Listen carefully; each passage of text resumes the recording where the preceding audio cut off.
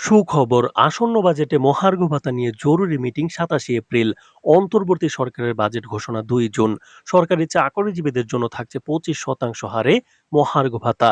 ২৭ April চূড়ান্ত হচ্ছে মহার্ঘ ভাতা। সরকারি কর্মকর্তা ও কর্মচারীদের জন্য খসড়া জমা। অবশেষে সরকারি চাকরিজীবীদের জন্য আসছে প্রতীক্ষিত সুখবর। তো দর্শক, এই বিষয়ে আমরা সম্পূর্ণ প্রতিবেদনটি আপনাদের সামনে তুলে ধরব। তো দর্শক, ভিডিও শুরুতেই আপনারা অবশ্যই আমাদের ইউটিউব চ্যানেলটি সাবস্ক্রাইব করে ফেলুন, কারণ মহার্ঘ ভাতা সহ চাকরি সংক্রান্ত যে কোনো তথ্য আমরা সবার আগে আপনাদের দিয়ে থাকছি। তো দর্শক, অবশ্যই চ্যানেলটি সাবস্ক্রাইব করে দিন। মহার্ঘ ভাতা বাস্তবায়নের বিষয়ে ২৭ এপ্রিল ২০২৫ তারিখে চূড়ান্ত সিদ্ধান্ত আসতে যাচ্ছে। ইতিমধ্যেই অর্থ মন্ত্রণালয়ে মহার্ঘ ভাতার খসড়া জমা দেওয়া হয়েছে। সরকারি কর্মকর্তা ও কর্মচারীদের জন্য এটি একটি ঐতিহাসিক সিদ্ধান্ত হতে পারে। সরকারি ও স্বায়ত্তশাসিত প্রতিষ্ঠানের সকল কর্মকর্তা এবং কর্মচারীদের জন্য মহার্ঘ ভাতা প্রদানের সিদ্ধান্ত নিয়েছেন অন্তর্বর্তীকালীন সরকারের প্রধান উপদেষ্টা ডক্টর ইউনূস। এই ভাতার আওতায় এবার অবসরপ্রাপ্ত সরকারি চাকরিজীবীরাও অন্তর্ভুক্ত থাকবেন। পেনশনভোগীরাও বাজার পরিস্থিতির সাথে সামঞ্জস্য রেখে এই ভাতা পাবেন। এই ভাতাটি কর্মকর্তা ও কর্মচারীদের জন্য ভিন্ন হারে প্রযোজ্য হবে। কর্মকর্তারা কম হারে মহার্ঘ ভাতার আওতায় আসবেন, অন্যদিকে কর্মচারীরা তুলনামূলকভাবে বেশি হারে সুবিধাটি পাবেন। ডিফেন্স সেক্টরে কর্মরতরা, বিশেষ করে বাংলাদেশ সেনাবাহিনী, নৌবাহিনী, বিমান বাহিনী, বিজিবি, পুলিশ সহ অন্যান্য রেশন সুবিধাভোগীরাও এই ভাতার আওতায় আসবেন। তবে তাদের জন্য এই মহার্ঘ ভাতা হবে একটি অতিরিক্ত বিশেষ সুযোগ হিসেবে বিবেচিত। বিভিন্ন গণমাধ্যম সূত্রে জানা গেছে ২৭ এপ্রিলের মধ্যেই এই বিষয়ে কার্যকর সিদ্ধান্ত নেওয়া হবে।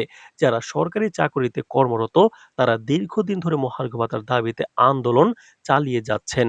রমজান মাস শেষ হওয়ার পরও এই বিষয়ে দৃশ্যমান কোনো অগ্রগতি না হলেও এবার আশার আলো দেখছেন সংশ্লিষ্টরা। মহার্ঘ ভাতা প্রসঙ্গে ডক্টর ইউনূস ইতিমধ্যেই তার অবস্থান স্পষ্ট করেছেন। তিনি জানিয়েছেন, সরকারি চাকরিজীবীদের এই ভাতা দেওয়া হবে, তবে তা সময়ের উপর নির্ভর করবে। তাই সংশ্লিষ্টদের ধৈর্য ধরার পরামর্শ দিয়েছেন তিনি। সংশ্লিষ্ট সূত্রের মতে আগামী ২৭ এপ্রিলের পর থেকেই মহার্ঘ ভাতা কার্যকর হওয়ার সম্ভাবনা রয়েছে। সরকারি চাকরিজীবীদের প্রতি শুভকামনা রইল। এই সময়ের মধ্যে একটি বড় সিদ্ধান্ত আসতে পারে। তাই সবাইকে ২৭ এপ্রিলের পর্যন্ত কিন্তু অপেক্ষা করতে বলা হয়েছে। আগামী ২ জুন ২০২৫-২৬ অর্থবছরের বাজেট পেশ করতে যাচ্ছে অন্তর্বর্তী সরকার। চলতি বছরের বাজেটে সর্বোচ্চ গুরুত্ব পাচ্ছে মূল্যস্ফীতি নিয়ন্ত্রণ, মানুষের আয় বৃদ্ধি, কর্মসংস্থান সৃষ্টি এবং ব্যবসা-বাণিজ্যের প্রসার। প্রস্তাবিত বাজেটে সরকারি চাকরিজীবীদের জন্য ২৫% মহার্ঘ ভাতা অন্তর্ভুক্ত করার সিদ্ধান্ত নেওয়া হয়েছে, যা তাদের জীবনযাত্রার মান কিন্তু উন্নয়নে সহায়ক ভূমিকা পালন করবে। তো দর্শক, ভিডিওটি চলাকালীন সময় কিন্তু অবশ্যই আপনি আমাদের চ্যানেলটি সাবস্ক্রাইব করে দিন, যাতে মহার্ঘ ভাতা রিলেটেড যে কোনো তথ্য সবার আগে আপনার কাছে পৌঁছে যায়। তো দর্শক, সচিবালয়ে অনুষ্ঠিত আর্থিক মুদ্রা ও বিনিময় হার সংক্রান্ত সমন্বয় কাউন্সিল এবং সম্পদ ব্যবস্থাপনা কমিটির যৌথ বৈঠকে বাজেট পেশের তারিখ নির্ধারণ করা হয়। বৈঠকে সভাপতিত্ব করেন অর্থ উপদেষ্টা ডক্টর সালাউদ্দিন আহমেদ। সাধারণত বাজেট জুন মাসের কোনো বৃহস্পতিবার উপস্থাপন করা হয়, তবে এবার সেই রেওয়াজ ভেঙে সোমবার ২ জুন বাজেট পেশ করা হবে, কারণ জুনের দ্বিতীয় সপ্তাহে ঈদ উল আজহার ছুটি শুরু হবে। তার আগেই উপস্থাপনের সিদ্ধান্ত নেওয়া হয়েছে। আপনি যদি সরকারি চাকরিজীবী হন অথবা সরকারি বেতন ভাতার সঠিক ও নির্ভরযোগ্য খবর পেতে আগ্রহী হন, তাহলে অবশ্যই অনুরোধ করছি আমাদের ইউটিউব চ্যানেলটি সাবস্ক্রাইব করে ফেলুন এবং পাশে থাকা বেল আইকনটি অল করে দিন, যাতে এই ধরনের গুরুত্বপূর্ণ আপডেট সবসময় আপনার কাছে সবার আগে পৌঁছে যায়। সূত্র জানায় ২০২৫-২৬ অর্থ বছরের সম্ভাব্য বাজেটের আকার ধরা হয়েছে ৭,০৯,০০০ কোটি টাকা, যা চলতি অর্থ বছরের মূল বাজেটের তুলনায় ৭,০০০ কোটি টাকা কম। স্বাধীনতার পর এই প্রথমবারের মতো নতুন অর্থ বছরের বাজেটের আকার আগের বছরের তুলনায় ছোট হচ্ছে।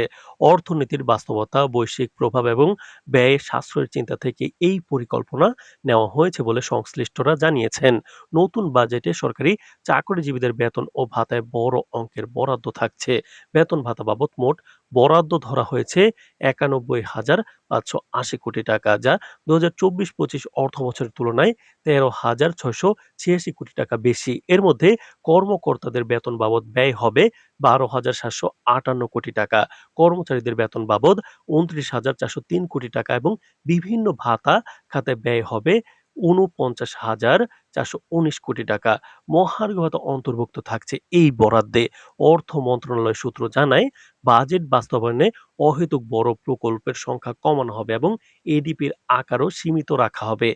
বিশেষ গুরুত্ব পাবে দক্ষতা উন্নয়ন, কর্মসংস্থান সৃষ্টি ও বেসরকারি খাতকে উৎসাহ প্রদান। বাজেটে অর্থনৈতিক গ্র্যাজুয়েশন প্রসঙ্গে আলোচনা উঠে এসেছে, যেখানে সরকার বলছে এটি দেশের প্রস্তুতির সূচক। তবে সঠিক পরিকল্পনা না থাকলে ভবিষ্যতে চ্যালেঞ্জ বাড়তে পারে। জনগণের জীবনে সরাসরি প্রভাব ফেলে এমন বাজেটে বিশেষ করে সরকারি চাকরিজীবীরা কতটুকু স্বস্তি পাবেন সেটি এখন আলোচনার কেন্দ্রে। বাজার পরিস্থিতিতে কত শতাংশ মহার্ঘ ভাতা বাস্তবিক সহায়তা দেবে এই নিয়ে নানা মহলে আলোচনা চলছে। আপনি যদি সরকারি চাকরিজীবী হন অথবা সরকারি বেতন ভাতার সঠিক ও নির্ভরযোগ্য খবর পেতে আগ্রহী হন, তাহলে অবশ্যই অনুরোধ করছি আমাদের ইউটিউব চ্যানেলটি সাবস্ক্রাইব করে ফেলুন এবং পাশে থাকা বেল আইকনটি অল করে দিন, যাতে এই ধরনের গুরুত্বপূর্ণ আপডেট সবার আগে আপনার কাছে পৌঁছে যায়। ধন্যবাদ।